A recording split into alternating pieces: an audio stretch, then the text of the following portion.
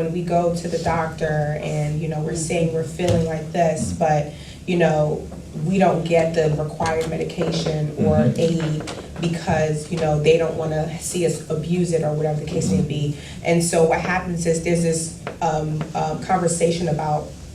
self-care and taking care of ourselves and, things of that nature. But it's just kind of like, well, how is that going to be possible when we don't even get the required support that we need? So it's just like, what if we're not aware of the tools and how to even go about doing that? When you come into a clinic or a hospital or see a provider as a woman of color, though you may have access and care that on paper is the same as I have or my wife has, who is a white woman, your experience is different. And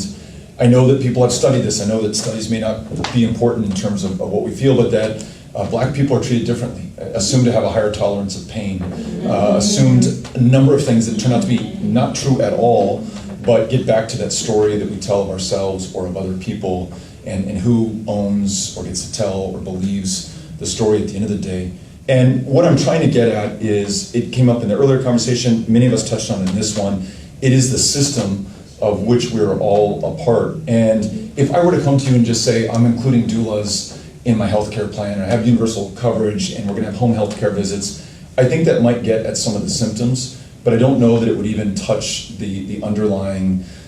system that has caused this in the first place.